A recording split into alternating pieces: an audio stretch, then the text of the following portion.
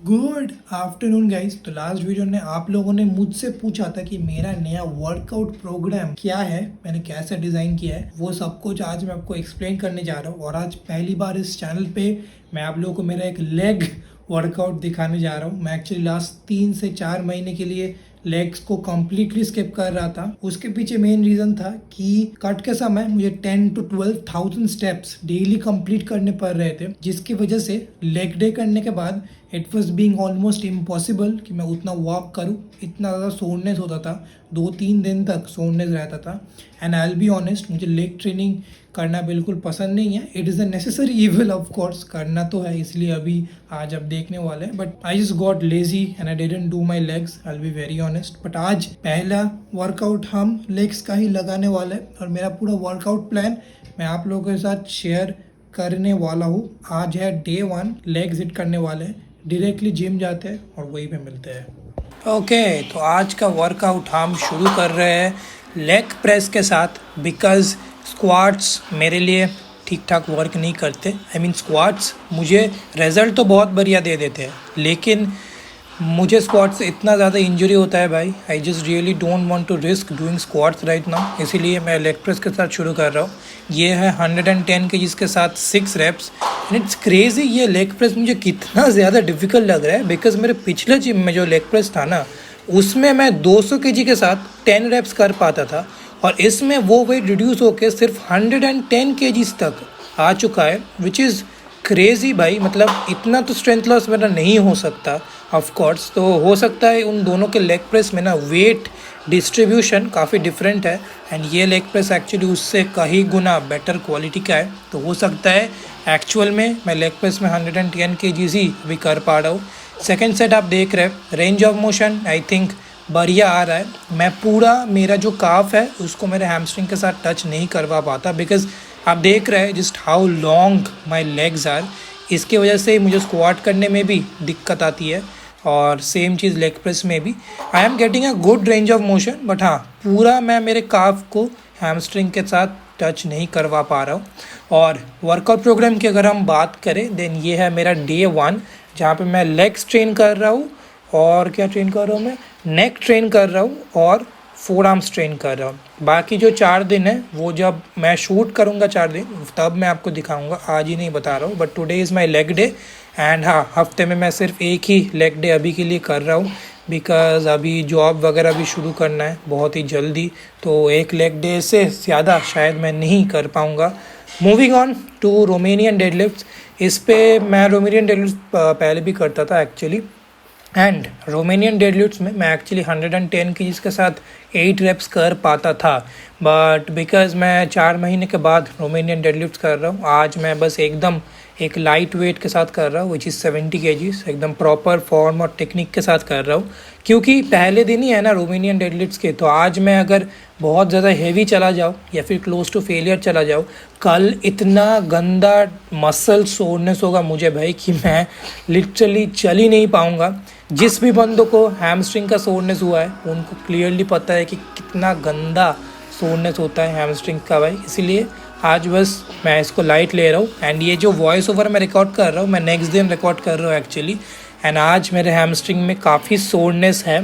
Just think, अगर मैं पूरा फेलियर तक जाता या फिर पूरा हार्डकोर जाता रोमेनियन डेडलिफ्ट में, देन आज मेरा क्या हाल होता, क्रेज़ी हाल होता सच में। तो यहाँ पे रोमेनियन डेडलिफ्ट्स के मैं आपको 2 सेट दिखा रहा हूँ, बट मैंने एक्चुअली किए 3 सेट, एक सेट मैंने रिकॉर्ड करना भूल गया। Now moving on to leg extension. सच बताओ तो जिम में ये जो लेग एक्सटेंशन का मशीन है, ये मुझे बिल्कुल भी पसंद नहीं आया है, क्योंकि ये ऊपर के रेंज ऑफ मोशन तक ठीक ठाक जाता है, बट ये जैसे आप देख रहे नीचे आ रहा हूँ ना मैं, ये नीचे मेरे क्वाड्स को एक प्रॉपर स्ट्रेच दे ही नहीं रहा, लेग एक्सटेंशन अटक जा रहा है।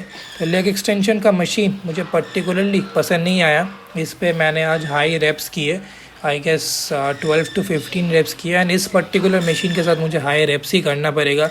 इस जिम में काफ़ी इंपॉर्टेंट मशीन्स है, बट ये जो पर्टिकुलर मशीन है आई थिंक ये लोकल मशीन है, बिकॉज़ ये मुझे मतलब इसका जो बिल्ड क्वालिटी है और जो मतलब रेंज ऑफ मोशन है वो इस पर्टिकुलर मशीन का मुझे पसंद नहीं आया। पिछले जिम में जो लेग एक्सटेंशन का मशीन था वो इससे काफ़ी बेटर था। उसमें मुझे बहुत बढ़िया कॉन्ट्रैक्शन फील होता था, बट इसमें नहीं होता है। तो जिम टू जिम काफ़ी ज़्यादा लेग एक्सटेंशन के मशीन के जो रेंज ऑफ मोशन है वो वेरी कर सकता है। यहाँ पे मैं अराउंड 60 kgs कर रहा हूँ। और एक चीज़ आप नोटिस कीजिए, मैं कितना ज़्यादा लीन बैक होके लेग एक्सटेंशन कर रहा हूँ। यूजुअली आप एकदम अपराइट होकर लेग एक्सटेंशन करते हैं, राइट। लीन बैक होने के पीछे मेन रीज़न है कि ये जो पिक्चर आप देख रहे हैं, ये देखिए क्वाड्स में ये पर्टिकुलर एरिया जो है, ये अगर आप लीन बैक होके ट्रेन करते हैं लेग एक्सटेंशन के समय, देन ये पर्टिकुलर मसल सबसे ज़्यादा वर्क करता है। इसके पीछे ही लीन का मेन रीज़न है।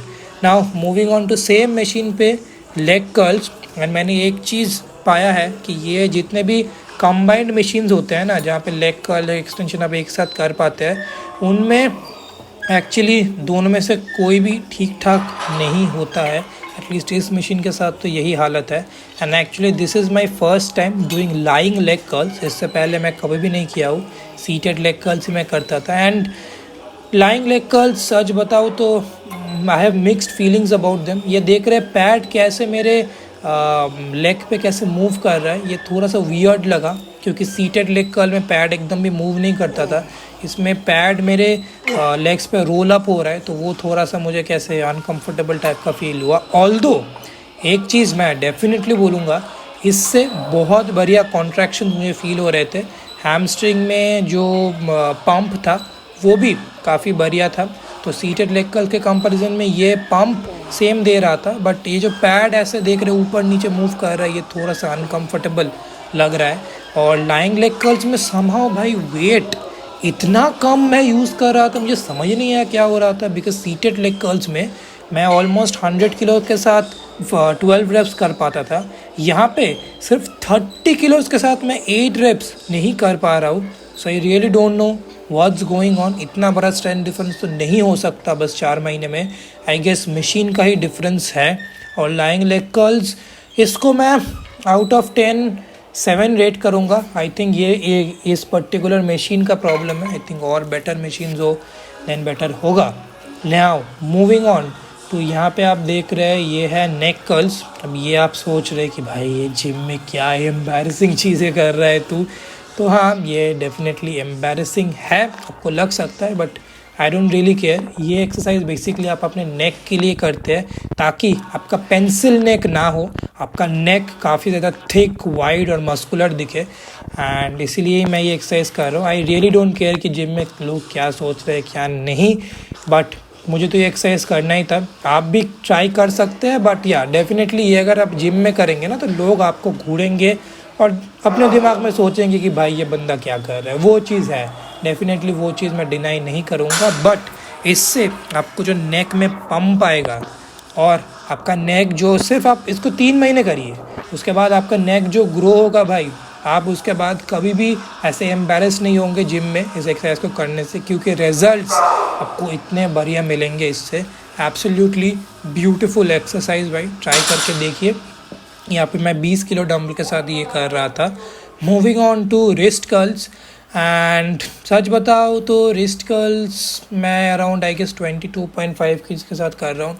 एंड यहाँ पे I am not really happy with how my forearms are looking. इस पूरे कट में ना मैं जितना लीन होना चाहता था उतना मैं लीन नहीं हो पाया।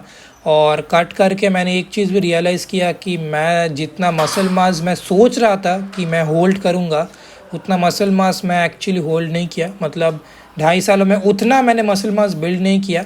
डेफिनेटली मैं जहाँ से शुरू किया हूँ वहाँ से मैं अभी तक काफ़ी मसल मास बिल्ड कर चुका हूँ, लेकिन जितना मैं चाहता था उतना डेफिनेटली नहीं हुआ। यहाँ पे आप वीन्स देख पा रहे हैं, मसल सेपरेशन देख पा रहे हैं, but it's not that good. उतना ज़्यादा लीन नहीं लग रहा और ना ही उतना मस्कुलर लग रहा है।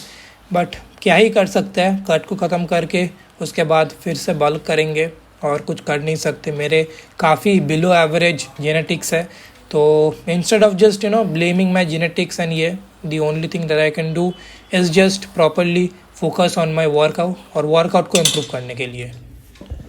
एंड इसके साथ आज का वर्कआउट होता है ख़त्म। सच बताऊँ तो ये कट अभी तो मेरा बॉडी रिकॉम चल रहा है। इस पूरे महीने तक मैं बॉडी रिकॉम करूँगा, फिर दिसंबर से फिर से बल्किंग शुरू करूँगा। 2.5 साल में मैंने आई थिंक उतना ज़्यादा मसल मास बिल्ड नहीं किया है। अभी मेरा वेट 66 केजीज है। स्टार्ट मैंने 59 केजीज पे किया था। I think I am almost at the same body fat percentage अभी जब मैंने स्टार्ट किया था। अगर वाटर वेट गेन करने के बाद मेरा बॉडी वेट अगर 67 केजीज हो तो मैंने 2.5 साल में अराउंड 2.5 साल नहीं 3 साल होने वाले, जनवरी 2025 में 3 साल कंप्लीट होंगे मेरे।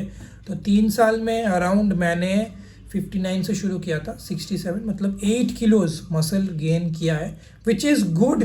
बट 8 किलोज मैंने जितना बड़ा डिफरेंस सोचा था वो क्रिएट करेगा, उतना बड़ा डिफरेंस वो क्रिएट नहीं किया है। आई थिंक 3 और साल मैं अगर दूँ तो 8 मोर किलोज मैं गेन कर पाऊँगा। 15 किलोज नेचुरली मैं मसल शायद गेन कर पाऊँगा एंड होपफुली उस 8 किलो से एक बड़ा डिफरेंस क्रिएट हो। There are a lot of training variables जो मैंने इस 2.5 साल में गलत किए हैं। एक्चुअली मैंने अभी उनको सुधारा है and you know I am just sharing my process with you.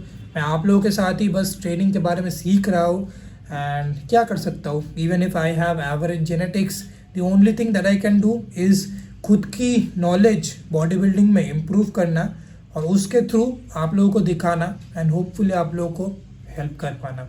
Anyway ये था डे 1 लेग डे। इसी वीक एक और वीडियो मैं डालने की कोशिश करूँगा सैटरडे को। वो होने वाला है मेरा चेस्ट एंड बाइसेप वर्कआउट। आज शूट करने वाला हूँ मैं और सैटरडे को पोस्ट करने वाला हूँ। लेट्स सी वो पॉसिबल होता है कि नहीं। आज के वीडियो के लिए इतना ही था। चैनल को सब्सक्राइब नहीं किया है, अगर नए हो तो प्लीज़ सब्सक्राइब करो और इंस्टाग्राम पे मुझे ज़रूर फॉलो करना। वहाँ पे मैं मेरे पूरे ट्रेनिंग, डाइट, सब कुछ का अपडेट दे रहा हूँ। और आज के लिए इतना ही था।